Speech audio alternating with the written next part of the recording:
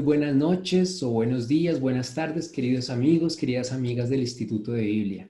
Mi nombre es Eduardo Díaz, estoy muy contento de estar aquí nuevamente en esta clase en la que aprenderemos tesoros maravillosos de nada más y nada menos que de Pablo. El profesor Manuel Tenjo nos compartirá, ya que este es un tema de su especialidad, de su gusto, de su cariño. Estamos aquí con Alejandra. Alejandra, que también es dirigente, también es servidora aquí en el Instituto de Biblia. Alejandra, buenas noches, ¿cómo estás? Muy buenas noches, Eduardo. Buenas noches a todos los amigos del Instituto de Biblia, a Manuel. Gracias por estar aquí desde ya y a todos ustedes por dedicar este espacio para sus corazones, para estar con Dios y para compartir en comunidad. Te recomendamos que aísles cualquier distracción. Si tienes el celular, si tienes quizá otra página abierta, regalémonos este momento y arranquemos como siempre, como ponemos todos nuestros días, todos nuestros proyectos, poniéndolo en las manos de Dios. Iniciemos esta clase en el nombre del Padre, del Hijo, del Espíritu Santo. Amén. Dispón este momento, como lo decía Eduardo, respira y entremos en esta comunicación con Dios, diciéndole buenas noches, Señor. Te damos gracias, Padre Santo, por este día, Señor. Te damos gracias por la vida, Señor, que nos has regalado en este día. Te damos gracias, Señor, por poder estar en este momento en tu presencia. Te damos gracias porque tú eres bueno, eres grande, Señor. Te damos gracias, Señor, por nuestra familia, por nuestro hogar, por nuestro trabajo y por estar en este instante en el Instituto de Biblia, Señor. Te damos gracias por el espacio que nos permites compartir. Y quiero compartirles esta cita bíblica, Santiago 3:13. Si entre ustedes hay alguno sabio y entendido, que lo demuestre con su buena conducta, con la humildad que su sabiduría le da. Palabra de Dios. Te Te alabamos, alabamos, Señor. Y te decimos que esto no es más que un espacio para escuchar tu palabra, Señor, para encontrarnos contigo, para encontrarnos con el que sabemos nos ama. Permítenos, Señor, que este conocimiento que por parte de Manuel nos va a facilitar hoy llegue a nuestro corazón, llegue a nuestro entendimiento y podamos compartirlo con los demás, en nuestra casa, en nuestro trabajo, con la sociedad. Amén. Amén. Bueno, buenas noches a todos. Buenas noches, Manuel. Muy buenas noches, qué gusto estar con todos. Qué bien que estés. Nos contabas ahorita antes de arrancar que estabas conectado desde Funza, ¿cierto? Desde Funza, desde tu casa. Pues Manuel, te presento nuevamente, porque tú eres ya acá de la casa, te presento nuevamente los estudiantes del Instituto de Biblia. Personas que tenemos sed de conocer a Dios y de hacerlo presente en nuestras vidas y especialmente conociendo la Escritura. Entonces, gracias Manuel por estar aquí, por conectarte allá desde tu lugar donde vives, dejarnos entrar allá en tu casa y sobre todo en tu corazón. Adelante. Muchísimas gracias, qué gusto estar compartiendo con todos estos hermanos de distintos lugares de América, desde Norteamérica, Suramérica, aquí en Colombia. Eso es una cosa maravillosa, poder encontrarnos y compartir este mensaje de la palabra de Dios. Este mensaje, que lo hemos llamado Pablo, escritor y misionero de todos los tiempos, es bien interesante. Todos vamos a aprender. Necesitaremos de pronto tener cuaderno, esfero, bolígrafo para escribir algo y la Biblia. La Biblia que podamos acceder, que la podamos ojear, buscar. Yo voy a utilizar una Biblia en el computador. Esta Biblia es de S-Word, así se llama, una Biblia S-Word, que ya más adelante Eduardo nos explicará cómo funciona y cómo la podemos tener. Para empezar, quiero que busquemos primera carta a los Corintios, capítulo 9, versículos 26 y 27. Así que los invito a todos a que busquemos primera carta a los Corintios, capítulo 9, versículos 26 y 27. Miren cómo dice. Así pues, yo corro, no como la aventura, y ejerzo el pugilato, no como dando golpes en el vacío, sino que golpeo mi cuerpo y lo esclavizo. No sea que habiendo proclamado a los demás, resulte yo mismo descalificado. Esta palabra de San Pablo, que nos muestra aquí cuando Pablo le escribe a los Corintios, nos muestra a nosotros cómo Pablo entiende su vida y su ministerio.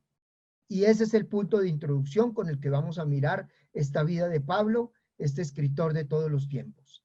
Su vida y su ministerio la entiende como una carrera o como un atleta. Noten ustedes, 1 Corintios 9, 26, 27 nos pone en una pista donde va a correr el atleta. Y la pista es el mundo. Así que parte del mundo en el que se encuentra, todo un contexto y todos unos elementos del mundo. Y aparece una meta, y la meta es llegar a Jesucristo, llegar a parecerse a Jesucristo para tener una corona. Y la corona nos va a decir en los versículos anteriores, 24 y 25, sobre todo en el versículo 25, que es una corona incorruptible. La meta es llegar a parecernos a Jesucristo, pero la corona, el premio, es la vida eterna. Y así empieza Pablo su manera de entenderlo. Con un objetivo claro, Pablo sabe para dónde va. Por eso dice, no ejerzo mi pugilato, el boxeo, como dando golpes al aire. También dice, ni corro como a la deriva. Eso es sorprendente. Eso es algo que nosotros a veces como que no estamos mirando, pero debemos darnos cuenta y sorprendernos de cómo Pablo entiende su vida y su ministerio. Como un atleta, con una meta clara, para poder correr hacia ese objetivo y no dar golpes al aire ni correr a la deriva. Pero además con una disciplina. Y observa cómo plantea la disciplina. Dice, ¿se fijaron cómo dice? Miren cómo dice, obligo mi cuerpo y lo esclavizo. No sea que habiendo predicado a otros, resulte yo mismo descalificado. Noten ustedes entonces esos elementos de atleta. Vamos a mirarlos desde allí. Y el primer elemento, vamos a ver hartos elementos, pero trataremos de ser concisos. Lo primero es que Pablo, en su contexto, en la pista es el mundo donde se mueve. Es un hombre polifacético, donde en él se mezclan tres culturas.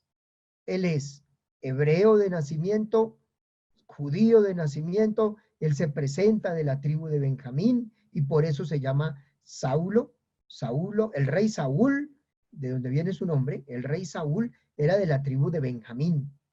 Por eso a Saúl le llaman así, por el rey Saúl, de la tribu de Benjamín. O sea, bien israelita, bien judío, fariseo. Pero además, por haber nacido en Tarso de Cilicia, es de cultura griega y además ciudadano romano, o sea, libre. Eso hace que sea un hombre fariseo, discípulo de Gamaliel, celoso de la ley, con visa para moverse por todo el mundo como ciudadano romano y libre, y además con el manejo del latín, el manejo del griego, el manejo del arameo en el que se habla en Jerusalén, y el manejo del hebreo para las escrituras.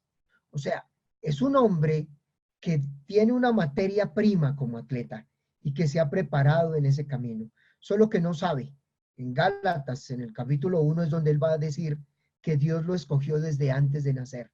Y entonces va a notar que su entrenamiento comenzó desde antes de nacer y cuando nació, y tiene todo el camino, todo lo que vivió antes fue una preparación. Este hombre fariseo, como ustedes se dan cuenta, es celoso de la ley. Eso significa fariseo, celoso. Y es perseguidor de los del camino. Los del camino, los cristianos, al comienzo no se llamaban cristianos, les decían nazarenos o los del camino. Eran como una secta dentro del judaísmo, que lo que enseña el cristianismo atenta contra el judaísmo. Así que Pablo se sentía atacado, sentía que le atacaban su judaísmo, que le atacaban su nacionalismo, y por eso va a reaccionar con violencia. viene todos esos elementos. Pablo se calcula que nació entre el año 6 y el 10 después de Cristo. Se ha optado más por el año 10, por eso en el año 2010 el Papa Benedicto XVI declaró el año de San Pablo, como 2000 años de la vida de Pablo. Así que podemos pensar, Pablo nació hacia el año 10, murió hacia el año 67, calcula entonces cuántos años de vida. Pero ahí va el primer elemento. El segundo elemento que quiero señalar. Pablo entonces es un perseguidor que se convierte en perseguido. Un perseguidor que está decidido a acabar con esa secta de los del camino o esa secta de los nazarenos por enseñar cosas negativas. Pablo estaba allí dentro de los jóvenes de Cilicia que sacan a Esteban a la calle y que lo apedrean, aunque el texto nos dice que Pablo no apedreó a ninguno, porque para esa fecha era tal vez el año 33 en la muerte de Esteban, y eso hace que sean unos 23 años de vida. Según la ley, para que Pablo pueda hablar en público y ejercer funciones públicas, necesitaría unos 30 años de edad. No los tiene 23 años, por eso cuando va para Damasco necesita unas cartas que lo acrediten, porque todavía no tiene la edad para ejercer lo que él quiere realizar. Eso nos muestra también que es un hombre adelantado, celoso, efervescente, apasionado por su misión. Y ahí arranca su camino hacia Damasco. Ahí empieza un camino. Tal vez Pablo se pudo encontrar con Jesús en el camino de Damasco hacia el año 33 o 34. Después de la muerte de Esteban, hacia el año 34, empieza ese camino, esa aventura, ese encuentro que tuvo con Jesús, como nos lo narra Hechos de los Apóstoles en el capítulo 9, en el capítulo 16, en el capítulo 20 y 22. En Hechos de los Apóstoles hay 3 narraciones del encuentro de Jesús con Pablo, con distintos elementos variados, pero todo lo fundamental está ahí. Es Jesús el que sale al encuentro, busca el que se le presenta a Saulo y le dice, ¿por qué me persigues? Y empieza todo un diálogo. Y el diálogo se da cuando está en el piso, a las 12 del día, cuando ya no hay sombras, y en el piso, cuando tiene que ponerse al lado de la víctima y entonces empezar a escuchar a Jesús. Algunos para escuchar a Jesús necesitan ser humillados. Pablo necesitó ser humillado en el piso para poder escuchar a Jesús y poder tener una revelación importante. De ahí arranca entonces un nuevo calendario, un nuevo estilo de vida, un nuevo camino. Él iba hacia Damasco conduciendo un grupo y terminó yendo a Damasco conducido por ese grupo. Iba a Damasco montado en su soberbia y terminó humillado y 3 días ciego y además en ayuno, y cuando llega Ananías está en el piso, en ayuno, ciego, actitud de humillado. Este hombre que iba con unas cartas que lo acreditaban, ahora va en una situación distinta, porque la situación es ir en un camino mejor, el camino de encontrarse con la comunidad de Damasco, de dejarse impactar por la comunidad de Damasco, de dejarse llenar de esa comunidad de Damasco y empezar un nuevo calendario. Ese es el segundo elemento. El tercero son los cambios que tiene que enfrentar Pablo. Pablo tiene que enfrentar unos cambios. Es una conversión. Y la conversión Pablo la va a entender como el encuentro y la decisión por Jesucristo. Pablo se ha decidido por Jesucristo y empieza el camino con Jesucristo. Pero eso le implica unos cambios en su estilo de vida. Una conversión, 5 cambios en su estilo de vida. Y esos 5 cambios son bien interesantes. El primer cambio que tiene que realizar es pasar de pensar en la ley y empezar a pensar en la gracia. Así lo va a señalar en Romanos 6 o en Gálatas 5. Nos va a enseñar cómo tiene que pasar del estricto cumplimiento de la ley, de toda esa carga de los 613 preceptos, a empezar a pasar al mandamiento del amor. En Romanos 13:8 dice, con nadie tengas más deuda que la deuda del amor. Y luego señala que los mandamientos se cumplen en el amor. Pasar, ese es el primer cambio de Pablo, pasar de la estricta ley a vivir en la gracia de Dios. La segunda, la circuncisión en la carne, pasar ahora a la fe. Ya lo que lo une al pueblo de Dios, lo que lo une a Dios como Rey y a Jesucristo como su Señor, ya no es la circuncisión en la carne, sino en la fe. Estar unido a la fe, como lo va a señalar en Romanos 4 o en Gálatas 5 de nuevo. Estar unidos al Señor, no por la marca en la carne, por la circuncisión, sino en la fe, por la adhesión a Jesucristo. El tercer cambio es pasar del Israel de la carne al Israel de Dios. Él pegado a su Israel de la carne, porque en Filipenses 3 dice, yo soy judío israelita de la tribu de Benjamín, y en eso está marcado. Sin embargo, va a decir, todo eso lo considero basura con tal de quedarme con el Señor, como lo muestra en Efesios 2. Se queda con el Señor y empieza a ser parte del nuevo pueblo de Dios. Ya no son dos pueblos separados, sino un solo pueblo en Cristo Jesús. El cuarto cambio que tiene que asumir Pablo es de perseguidor, fuerte, violento, insolente, a un apóstol apasionado, entregado, como lo va a mostrar Pablo en la carta a los Gálatas en el capítulo 1, cuando comienza el capítulo 1, versículos 2 y 3. Él es el apóstol de Jesucristo, elegido para ser apóstol, y ahora va con un nuevo ímpetu. Ya no es el perseguidor violento, insolente, sino el apóstol apasionado, incansable, que va a dar su vida.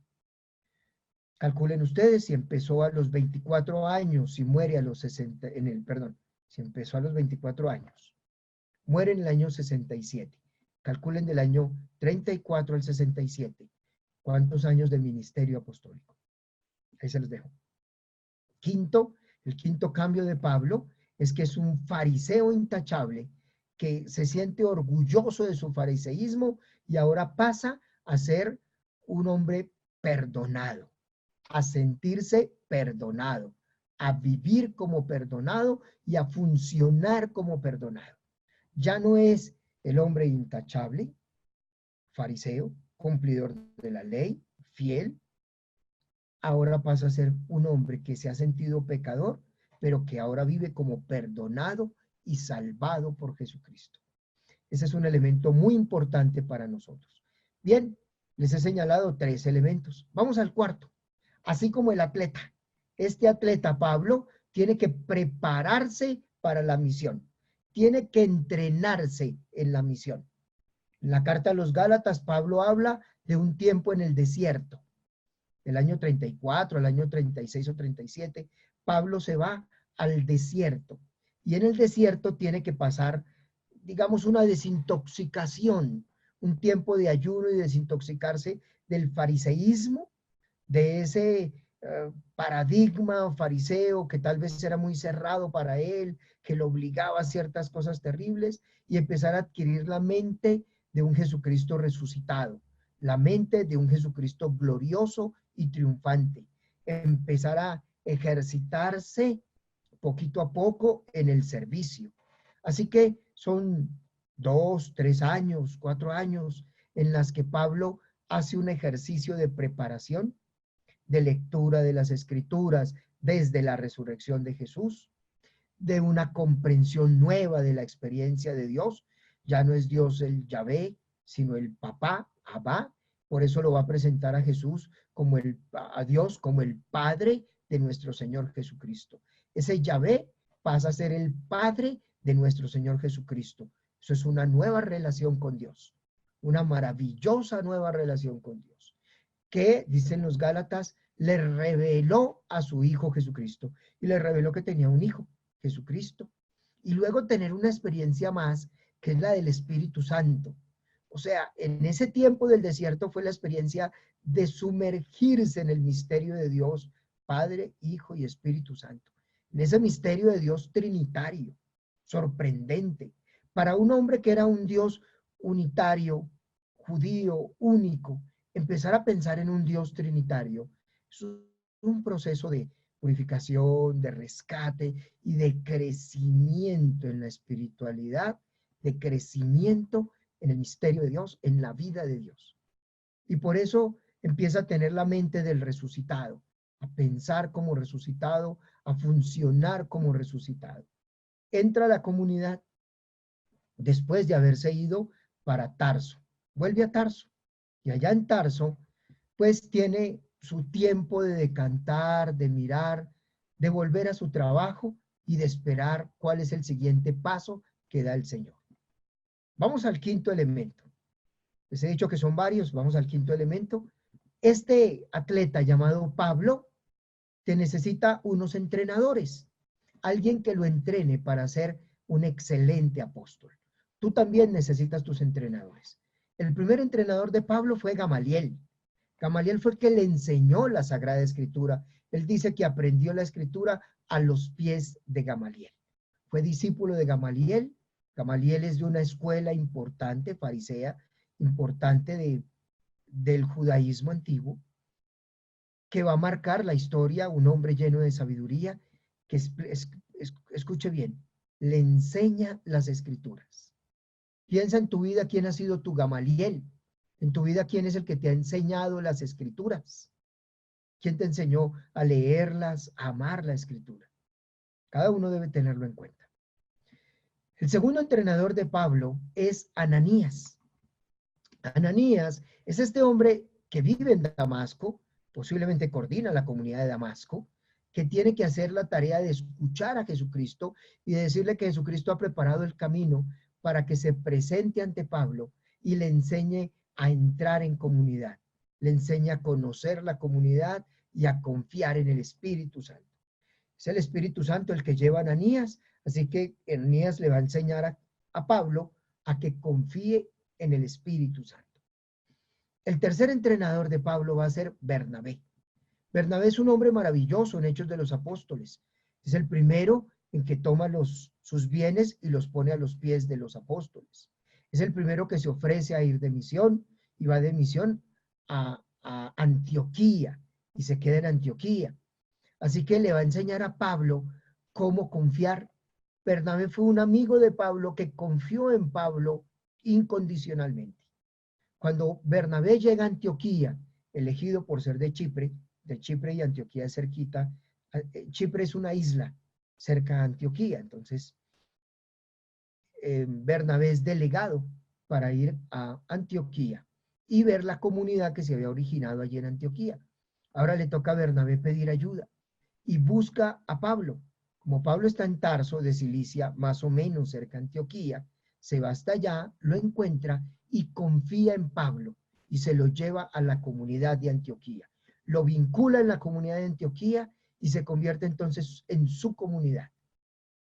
Pablo entonces tuvo la comunidad de Damasco como la comunidad de la conversión, pero la comunidad del crecimiento y del servicio apostólico va a ser Antioquía. Y desde allí, desde Antioquía de Siria, es donde va a salir de misión y volver. 3 entrenadores, vamos hasta ahí. Gamaliel, que le enseña la Escritura, Ananías, que le enseña la obediencia al Espíritu Santo, Bernabé, que es el amigo incondicional, que le enseña a vivir en comunidad, y la primera misión. El primer viaje misionero fue con Bernabé. ¿Quién fue tu maestro de misiones? Y el cuarto maestro es el Espíritu Santo. El Espíritu Santo es el gran entrenador de Pablo. Pablo es el autor que más escribe sobre el Espíritu, el que nos va a enseñar cómo funciona la vida en el Espíritu y a crecer en el Espíritu Santo. Así que ahí van ese quinto elemento. Este quinto elemento nos muestra 4 entrenadores de Pablo y dentro de esos Bernabé, que va y lo saca de Tarso y se lo lleva para Antioquía. Y ahí empieza un camino. Ahí es donde va a empezar la tarea misionera. Lo primero que les he mostrado dentro de esos 5 elementos es toda esa materia prima del apóstol, del atleta, que va a empezar un camino maravilloso. Ahora nos queda a nosotros empezar a mirar ese entrenamiento, el reglamento, el trabajo que va a realizar San Pablo. Esos elementos que son importantes también para nosotros. Quiero mostrarles entonces dentro de esa nueva etapa un 6º elemento y es el reglamento de Pablo. Pablo tiene claro qué es lo que tiene que hacer. Pablo tiene que anunciar un único evangelio y es el evangelio de Jesucristo. Ese es su reglamento. Anunciar el evangelio de Jesús con el poder del Espíritu Santo para formar comunidad. 3 elementos. Revísalos porque tú tienes que cumplirlos también.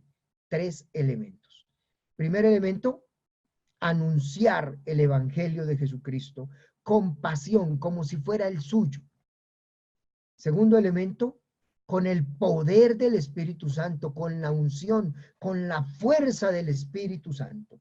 Y tercer elemento, para formar comunidad, una comunidad que se entiende la presencia de Cristo resucitado.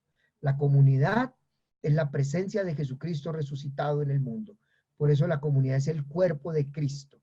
Así que eso es lo que tiene que hacer para no salir descalificado.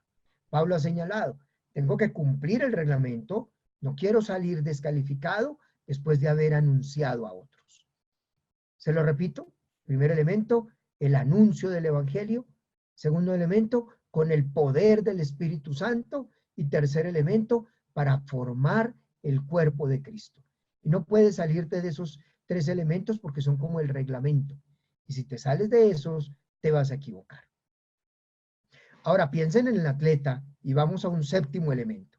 El séptimo elemento del atleta es el perfil. Siempre nos hablan cuál es el perfil del evangelizador o el perfil del predicador, el perfil del formador, el perfil del misionero. Pues bueno, veamos este perfil sencillo. Por un lado, tiene una identidad. Después de ese proceso de purificación de su judaísmo, asume una identidad. Y la identidad es, soy apóstol por llamamiento. Soy apóstol porque Dios me escogió. Jesucristo me llamó para ser apóstol. Y esa es su identidad y no se va a escapar de su identidad. Revisa tu identidad. ¿Quién eres tú? Revisa tu identidad. Pablo, en la segunda carta a los Corintios, ahora hablamos de los escritos, nos va a mostrar más de 20 elementos de identidad cristiana. ¿Cuál es tu identidad? Pablo pone toda esa identidad en yo soy apóstol de Jesucristo. Segundo elemento es una visión del plan de salvación. Pablo tiene claro cuál es el plan de salvación. ¿Qué es lo que quiere Dios de la salvación? Y eso va a ser el anuncio que va a realizar de un Dios Padre que nos salva, de un Dios Padre que nos ama, de un Jesucristo que nos salva, un Espíritu Santo que nos renueva y una comunidad que nos reúne. Pero una exigencia clara y la exigencia es la conversión. Entonces son como 5 verdades fundamentales y de esas 5 verdades cuenta su testimonio. Esa es su visión para dónde va. Con un objetivo claro, que las personas se conviertan y se vinculen a la comunidad. Eso es parte de su perfil. Él tiene un objetivo claro, tiene muy bien determinado hacia dónde se dirige. Y dirige todo a que las personas se conviertan a Jesucristo y se vinculen a la comunidad. Y un elemento fundamental de su personalidad, de su perfil, es la motivación. ¿Qué lo mueve a él por dentro? Y lo que lo mueve es el evangelio, el anuncio de Jesucristo resucitado, muerto y resucitado. Tanto que su corazón palpita diciendo, ay de mí si no evangelizo, ay de mí si no evangelizo, ay de mí si no evangelizo, ay de mí si no evangelizo. Por eso dice, si yo predico por obligación, hago lo que tengo que hacer. Y si lo hago porque quiero, hago lo que tengo que hacer. Así que esa es su motivación. Y un elemento final de su perfil de atleta es la perseverancia. Vence obstáculos, los que sea. Está dispuesto a vencer los obstáculos necesarios. Noten el perfil de este Pablo. Identidad, visión, objetivo claro, una motivación y un deseo de perseverar hasta llegar a la meta. Tiene claro que quiere que todo el mundo conozca a Jesucristo y está dispuesto a hacer lo que sea para que todo el mundo conozca a Jesucristo. Eso debe ser maravilloso, ¿no les parece? Octavo elemento. ¿En qué consiste el querigma de Pablo? Ya lo dije rápidamente, el querigma de Pablo.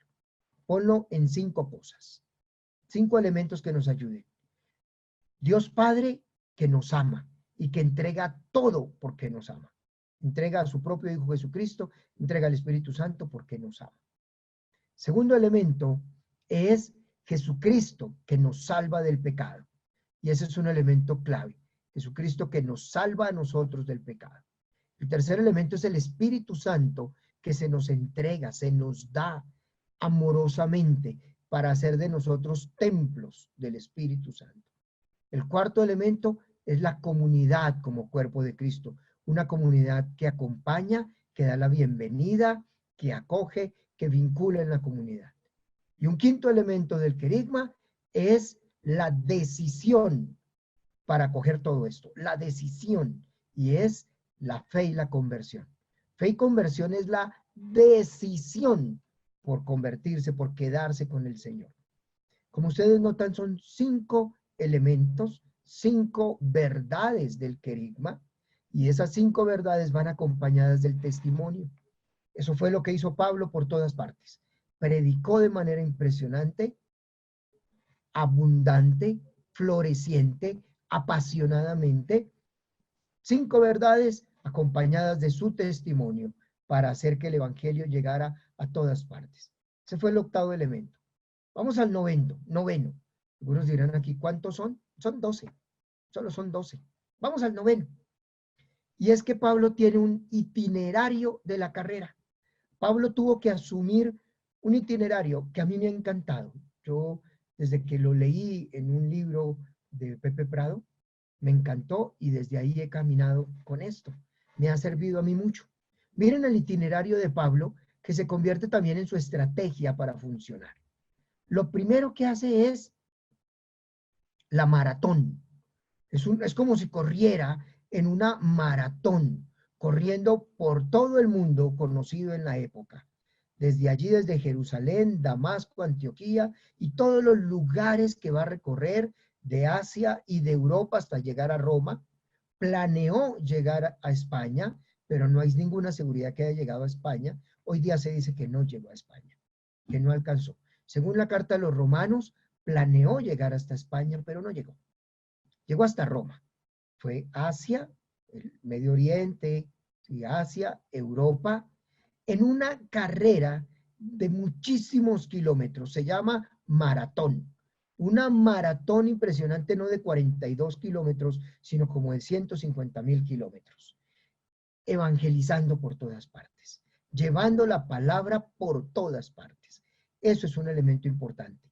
Primera parte de su itinerario y de su estrategia, la maratón. Segunda parte, la carrera de obstáculos. Son los problemas del apóstol. Claro, tuvo que enfrentar cárceles. En la segunda carta a los Corintios, en el capítulo 11, nos va a hablar a nosotros de la inmensidad de obstáculos. Cárceles, golpeado, apaleado, latigado, hambre, naufragio, a veces estar en el mar 2 días, peligros en la ciudad, peligros por el camino, distintas circunstancias tremendas, pero esos son los obstáculos. Ese obstáculo lo conduce a pensar en su tercera estrategia. Y la tercera estrategia fue la carrera de relevos. Primero con una maratón, con Pablo, con Bernabé, con Silas. Después el grupo se divide, pero sigue él con todos los obstáculos que tiene que enfrentar y su equipo misionero para pasar a los relevos. Los relevos es la tarea de formar evangelizadores, formar quiénes se van a quedar después con el trabajo, quiénes van a seguir en la actividad. Por ejemplo, Pablo no llegó hasta Colosas, le tocó a una parte del equipo de Pablo ir a Colosas, encabezado por Epafras. Y Epafras fue el evangelizador en Colosas y el que formó la comunidad de Colosas. Pablo entonces es un personaje impresionante que empieza a armar un equipo de relevos para darles el testimonio. Si han visto la carrera de relevos, esa vara o ese palo, esa vara que llevan y que la entregan al siguiente corredor se llama testimonio. Pablo tiene que entregar su testimonio a los otros para que sigan adelante y desarrollen todo el trabajo. Para terminar, en una carrera contrarreloj. La carrera contrarreloj es una carrera interesantísima porque es la carrera por formar apóstoles, por formar personas que sean del mismo talante de él, que desarrollen todo el mismo trabajo que él desarrolló. Y ese trabajo va a ser muy importante porque va a lograr mantener el evangelio por todas partes.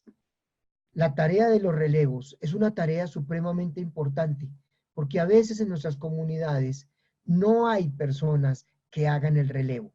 No tenemos otras personas que desarrollen ese relevo. A nosotros nos toca pensar quiénes van a ser nuestros relevos, quiénes van a estar caminando detrás de nosotros y quiénes van a lograr esa tarea. Y ahí está lo que llamamos el secreto pastoral de San Pablo. Ese secreto pastoral de San Pablo lo van a buscar ustedes en 2 Timoteo 2:2. Ustedes me han visto aquí que muevo las manos un poquito. Es porque estaba buscando en mi Biblia del computador que se llama S-Word. Y ahí en esta Biblia S-Word yo solamente tengo que digitar y encuentro 2 Timoteo 2:2. Es por eso que la ubico así. Miren cómo dice. Y cuanto me has oído delante de muchos, de muchos testigos, confíalo a hombres fieles que sean capaces a su vez de instruir a otros. Ahí tenemos 3 elementos de esa formación de evangelizadores y formación de relevos, de otros apóstoles. ¿Cómo Pablo forma otros apóstoles? Con 3 características. Miren las 3 características. Cuanto me has oído delante de muchos, eso, que sea un hermano de la comunidad, que sea miembro de la comunidad, un hombre de fe. Confíalo a hombres fieles, segunda característica, hombres de fe. Y tercera característica, que sean capaces de enseñar a otros. La estrategia de Pablo. Esa estrategia de Pablo implica 3 elementos entonces. Confiar este mensaje a hombres fieles de la comunidad y que sepan enseñar a otros. Esta carrera de Pablo, que comienza con una maratón, que sigue con un cruce de obstáculos, después con una carrera de relevos y termina con una contrarreloj, nos revela al final un elemento importante. Lo que le vas a enseñar, lo vas a enseñar a personas creyentes, confiables y que sepan enseñar a otros. Creyentes de la comunidad, confiables y que sepan enseñar. ¿Cómo vamos con este camino? ¿Vamos claros? Vamos al 10. El 10 es este que acabo de señalarles, el secreto de Pablo, el secreto de la fecundidad de Pablo, 2 Timoteo 2:2. Pablo termina abandonado en la cárcel y desde la cárcel empieza a revisar su vida y al revisar su vida ve los que lo han abandonado, los que han sido fieles, en esa contrarreloj de formar apóstoles, forma a Timoteo, a Tito, a Lucas, el médico, a Juan Marcos, que lo va a llamar para que se puedan reconciliar y poder encontrar cosas maravillosas, ese Marcos que escribe el Evangelio de Marcos, ese Pablo. Termina su carrera decapitado hacia el año 67, después de que había dicho, para mí la vida es Cristo y la muerte una ganancia. Para mí vivir es Cristo y la muerte es una ganancia. En el año 67 muere Pablo decapitado. A las afueras de la ciudad. La leyenda dice que cuando la cabeza cayó, golpeó 3 veces en la tierra y de allí salió agua y vegetación. Y de ahí está la Fontana di Trevi. Esa Fontana di Trevi, los que han ido allí a Roma, han visto que es una cabeza grande con 3 fuentes. Es para señalar las 3 veces en que rebotó la cabeza de Pablo, según la leyenda, y que allí surgió agua y vegetación, y entonces es para decir, recordar el martirio de Pablo, muriendo allí junto a la cruz. Pablo entonces nos muestra a nosotros un camino impresionante. Estos 10 elementos que les he señalado nos ha mostrado la vida de Pablo y la misión de Pablo. Entendiéndose como un atleta, asumiendo su vida como un atleta, trabajando como un atleta hasta llegar a la meta. ¿Cómo les ha parecido hasta ahí? Qué bueno, porque lo que viene es mejor. El número 11 son los escritos de Pablo. A Pablo se le atribuyen 14 escritos. Se le atribuye en el orden en que están en el Nuevo Testamento: Romanos, Primera y Segunda de Corintios, Gálatas, Efesios, Filipenses, Colosenses, Primera y Segunda de Tesalonicenses, Primera y Segunda de Timoteo, Tito, Filemón y Hebreos. Se le han atribuido 14. Con el transcurso de los siglos y el estudio de la Sagrada Escritura, esos 14 han variado. Ya no han sido así, se ha discutido mucho. En lo que va la discusión sobre los escritos de Pablo, se han hablado entonces de 3 tipos de escritos, o hasta 4. Los escritos auténticamente paulinos, los que Pablo escribió: Romanos, Corintios 1 y 2, Gálatas, Filipenses, Primera de Tesalonicenses y Filemón. A Pablo se le atribuyen solamente 7 cartas, 7 que son auténticamente paulinas, que no hay discusión que son de él. 7. Murió. La última carta que escribió fue a los romanos, en la que pide asilo para Roma, para que lo reciban allá en la comunidad, con la intención de seguir adelante y como asumir una nueva etapa en su misión evangelizadora. Así que estos 7 escritos son los auténticamente paulinos. En el orden en que están escritos en el Nuevo Testamento: Romanos, Primera y Segunda de Corintios, Gálatas, Filipenses, Primera de Tesalonicenses y Filemón. Estas cartas. Muy bien. Auténticamente paulinas, maravillosas. Pablo murió en el año 67. Pero luego viene lo que yo llamo el tsunami de Pablo. Ahí no terminó la misión de Pablo, no terminó el trabajo de Pablo, porque luego vienen unos discípulos cercanos de Pablo, como una segunda generación de discípulos de Pablo, que van a escribir Segunda de Tesalonicenses, Colosenses y Efesios. Y en esta carta de Segunda de Tesalonicenses es donde nos apoyamos para mostrar lo que pasó. Parece que algún hermano de la comunidad quiso recoger todas las cartas de Pablo, recopilarlas y hacerlas una sola, un solo paquete de cartas, como a veces hacen de los fundadores de comunidades, las cartas del fundador. Así se intentó las cartas de Pablo recogidas todas juntas, tenerlas juntas. Ese esfuerzo parece que lo hizo un discípulo llamado Jasón, parece, no sabemos. Pero la segunda carta de los tesalonicenses tiene elementos copiados de la primera y otros elementos que avanzan. Luego, la carta a los colosenses, que es corta, con elementos claves, que después se va a ampliar en la carta a los efesios y se va a desarrollar en la carta a los efesios, haciendo que Colosenses y Efesios sean 2 cartas hermanas, escritas entre el año 80 y el año 90. No las escribió Pablo, las escribieron discípulos de Pablo, en el deseo de continuar la enseñanza de Pablo, de seguir adelante con esa enseñanza de Pablo. Así que calculen el tsunami, murió en el 67 y se está escribiendo Segunda Tesalonicenses hacia el 75 tal vez, Colosenses y Efesios entre el 80 y 90, y luego vienen las cartas que se llaman del trito paulinas, que son como la tercera generación de escritos paulinos.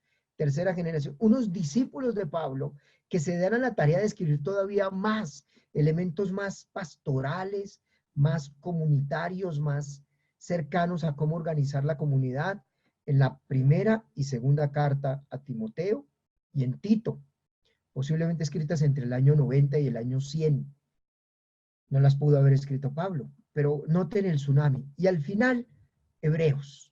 Ese escrito a los hebreos, o esa carta, esa homilía a los hebreos, es sorprendente, porque es todo un mensaje maravilloso. Escritos paulinos, escritos deuteropaulinos, escritos tritopaulinos, pero hoy no terminó todo, porque luego va a seguir todo un camino. Se va a desarrollar un montón de elementos más de discípulos de Pablo que influyen en el Nuevo Testamento. Pablo, como misionero, todo un trabajo, mucho más grande el trabajo misionero en tiempo. Lo que dejó escrito, 7 cartas, fueron tan impactantes que lo que faltó por escribir lo van a escribir los discípulos con otras 7. Pero además, Pablo va a influenciar en la escritura de otros. Posiblemente Pablo influye en la escritura de Marcos, de Hechos de los Apóstoles y de Lucas, pues Lucas Hechos de los Apóstoles. Influye en Mateo, en Santiago, influye en el redactor de Primera y Segunda de Timoteo, de Pedro, ahí van 7, y en la carta de Judas, van 8. Entonces, el Nuevo Testamento va a tener una gran escuela paulina y una escuela joánica. Todo el Nuevo Testamento va a tener 2 grandes escuelas, la escuela paulina y la escuela joánica. La escuela joánica, la de Juan en Éfeso, esa escuela joánica pues representa el Evangelio de Juan, primera, segunda y tercera de Juan y Apocalipsis. 5 escritos son los que forman la escuela paulina. Luego está la escuela joánica, 5 escritos de escuela joánica, disculpen. De Juan, 5. Evangelio de Juan, 1, 2, 3 de Juan y Apocalipsis. Pablo tiene el resto, tiene toda su influencia. Influencias directas en sus escritos, 7. Influencias indirectas en otros escritos. E influencia mucho más discreta, pero presente en Primera, Segunda de Pedro, Judas, influencia en Mateo, en Marcos sobre todo, en Lucas, en Hechos de los Apóstoles. Y una influencia no tanto, pero notable, en Mateo y en Santiago, que toma diferencia en algunos elementos paulinos y crea otros elementos nuevos. 22 escritos sería eso. Pablo tiene influencia sobre 22 escritos. Así que imagínense el impacto, el tsunami de Pablo, la fuerza de Pablo, que no lo detuvo ni la muerte. Hoy estamos en este siglo XXI y todavía 2000 años después de Pablo, seguimos leyendo a San Pablo, estudiando a San Pablo, escribiendo sobre San Pablo, desarrollando muchos elementos de San Pablo. ¿Cómo les pareció hasta ahí? Ese es nuestro Pablo misionero. Ese es nuestro Pablo escritor. Y quiero poner un elemento más para ir terminando. El Pablo que forma líderes. Un Pablo formador de líderes. Y un Pablo maravilloso en esa formación de líderes. Espero que esos elementos que hemos señalado, 11, hayan quedado claros. Pero quiero dar el número 12. El número 12 es Pablo formador de líderes. Van a abrir, por favor, su Biblia en Primera de Timoteo, capítulo 4, versículo 12. Primera de Timoteo 4, 12. Y vamos a leer desde el 4, 12 hasta el 5, 2, toda esa parte, para encontrar las características de un líder que quiere formar Pablo. ¿Qué es lo que necesita señalar ahí? Entonces, este elemento va a ser muy importante. Primera Timoteo 4, 12, dice así. Recuerden, yo estoy mirando aquí en mi Biblia en el computador que se llama S-Word. Entonces aquí la tengo. Esto es una posibilidad de Biblias. Entonces yo tengo aquí en la Biblia de Jerusalén. Pero eso me da posibilidad de leer muchas Biblias en español, en inglés, en hebreo y en griego. Y distintas versiones y traducciones de la Biblia. Tengo la Biblia de Jerusalén. Miren tan bonito el versículo 12. Dice, que nadie menosprecie tu juventud. Procura, en cambio, ser para los creyentes modelo en la palabra, el comportamiento, en la caridad, en la fe y en la pureza. Primera característica de un líder. Que no lo menosprecien por ser joven, sino que sea un ejemplo. Primera, que no lo menosprecie por ser joven, sino que sea un ejemplo. Esta juventud de Timoteo ha tenido 2 interpretaciones. Una juventud en la edad, era joven de edad. Otra juventud en el ministerio, llevaba poquito tiempo en el ministerio. Y ese poquito tiempo en el ministerio, pues hacía que se desempeñara de distintas maneras. Así que noten, por favor, joven en el ministerio o joven de edad.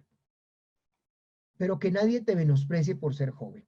Al contrario, debe ser un ejemplo, y miren, debe ser ejemplo en la palabra, debe ser ejemplo en el comportamiento, en la caridad, en la fe, en la pureza de vida.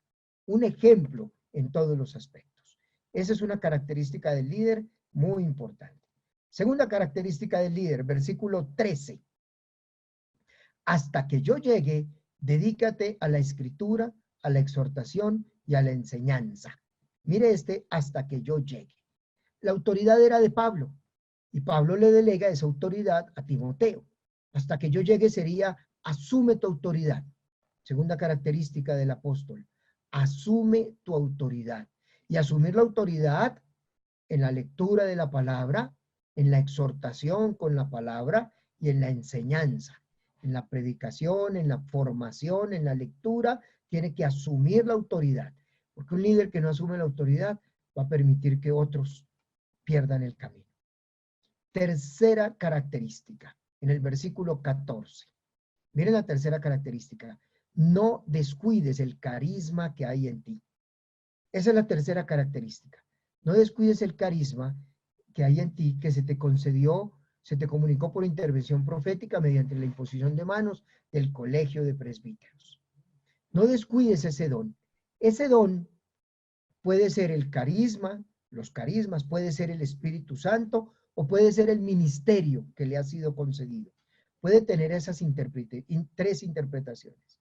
El carisma referido a los carismas que recibió en la imposición de manos, o el carisma del Espíritu Santo que recibe en la imposición de manos, o el ministerio presbiteral por parte del colegio de presbíteros que ha recibido allí.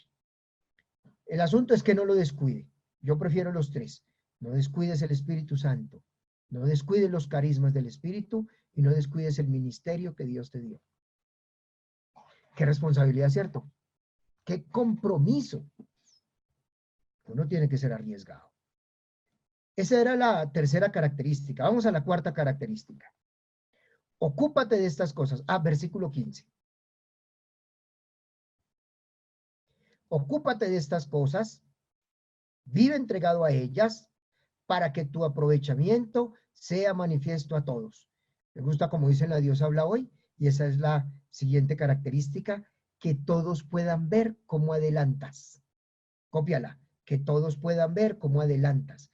Cuando tú empezaste el camino del Señor, fue de una manera, pero que a través de los años todos puedan ver cómo adelantas, cómo creces, cómo avanzas en el camino del Señor. Esto debe ser interesante.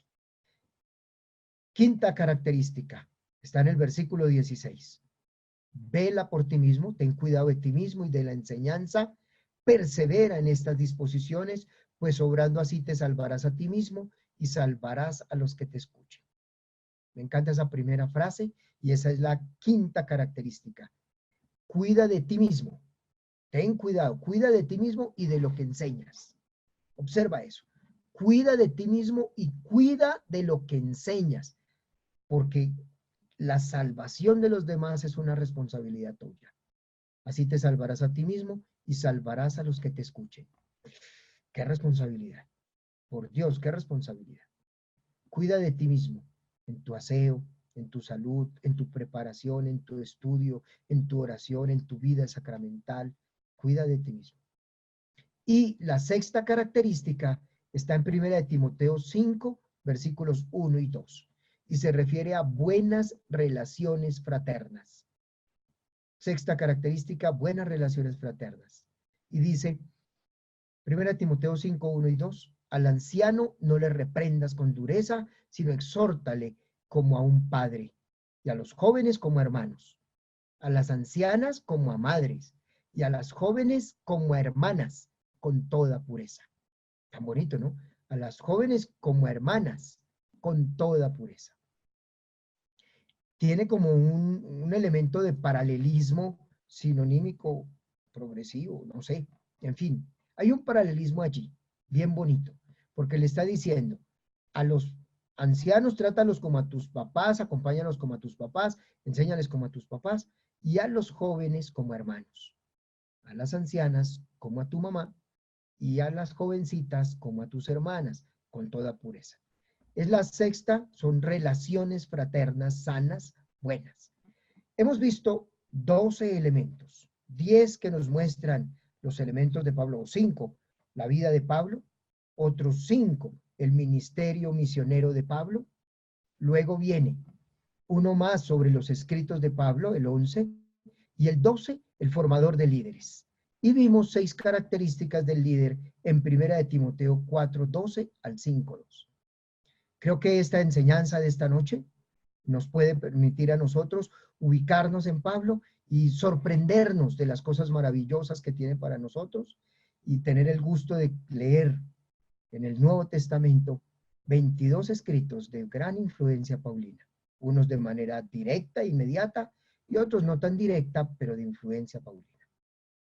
¿Cómo les pareció? ¿Les gustó? Muchas gracias por su participación. Invitadísimos todos a compartir, a seguirnos en Facebook, en YouTube, en WhatsApp, y bueno, estamos en contacto. Así es, estuvimos hoy Manuel Tenjo, Alejandra Bonilla, Eduardo Díaz, servidores en el Instituto de Biblia y queriendo conocerte, queriendo ser más amigos, más hermanos y aprender juntos de la palabra de Dios. Que tengan una feliz noche. Feliz Y que el noche, un Señor los abrazo, bendiga. bendiciones. Gracias, Manuel, que Un estés bien. abrazo. Gracias a todos.